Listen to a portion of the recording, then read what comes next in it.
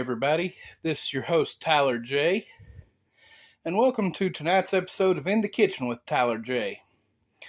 I'm about to share with you a family secret recipe my grandma passed down to me. And throughout my childhood and even now into adulthood, it remains one of my favorites. It is my granny's secret macaroni and cheese.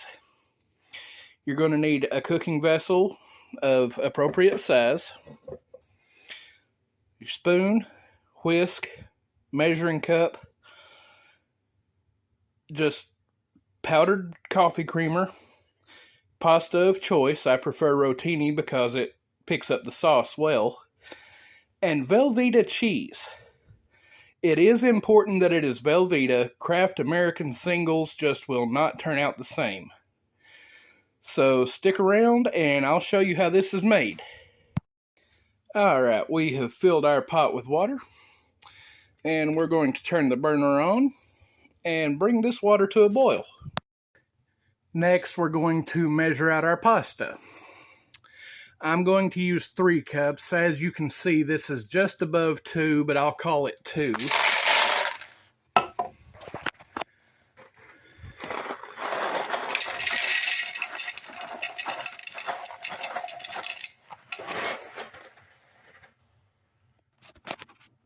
And 3 cups. I went ahead and measured that out just to show you how much, because this recipe is dictated upon the amount of pasta for the sauce. So I'll give you a conversion chart as well. The conversion is going to be 3/4 cup of your creamer per cup of pasta and 7 slices of Velveeta cheese per cup of pasta. So I've got 3 cups set aside, and that would be 2 1/4 cups of creamer. So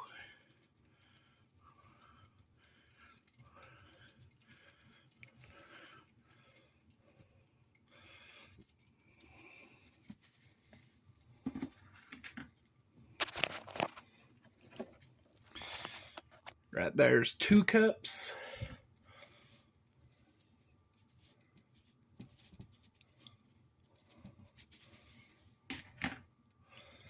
And we will call that 2 1/4 cups right there.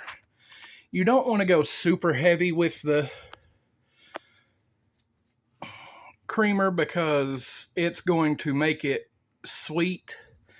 And if you don't like sweet sauces on your pasta, you're not going to want to use a lot of creamer. You're also going to measure out your cheese. Remember, 7 slices per cup of dry pasta. Don't worry, those are still in the wrapper, because I'm about to show you what you're going to do with them.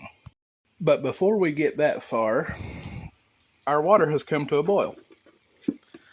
Now, it's time to salt the water. You want to salt it generously, but not super heavily, because you can always add more, but it's hard to take away. Now the water's boiling. We will add our pasta. And stir it in. Alright, now that our pasta is boiling, just keep stirring it to make sure nothing's sticking. The box directions for this rotini said 9 to 11 minutes. I set my timer for 7. You can see I've got 2 left to reach that.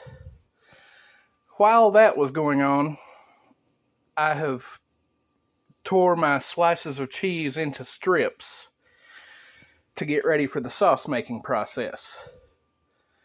We're going to allow the pasta to continue to cook, but we want to keep it somewhat firm and al dente because it's going to finish cooking in the sauce.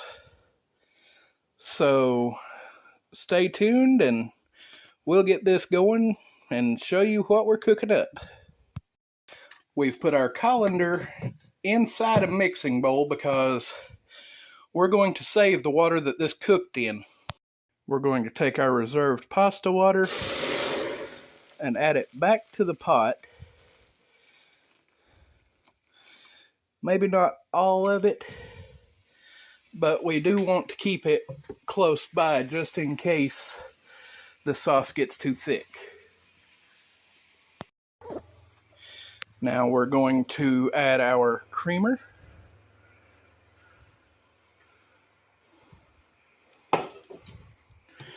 And start whisking it in, just so there are no lumps or scorched spots. At this point, you want to turn the heat down to low, just enough to keep it warm without boiling it any further. Yes, I know I'm using a metal whisk in a non-stick pot, but it's already scratched all up anyways. So we're just going to start dropping our cheese in, a few strips at a time.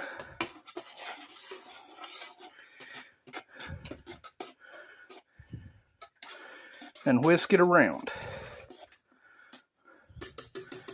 And we're going to continue to do this until we have incorporated all of our cheese and there is no more solid mass in the sauce. Once all your cheese is incorporated, your sauce should have taken on this lovely pale yellow color. You're going to want to immediately remove it from the heat and return the pasta to the pot. Just make sure it all gets incorporated there. You can see the steam still rolling off of this. I'm done with my whisk. Now, I'm going to cover the pot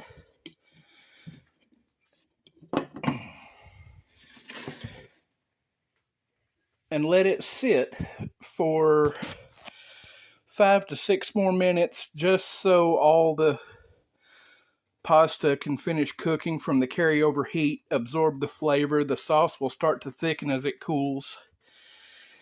And that is my granny's famous macaroni and cheese. She used the elbow macaroni, I used the rotini. That's personal preference. The sauce is what makes it famous. So, I hope you've enjoyed this. If you heard that meow, that was my baby boy Shadow saying hi. So, I hope you've enjoyed. Until next time, this has been In the Kitchen with Tyler J. Thank you for watching.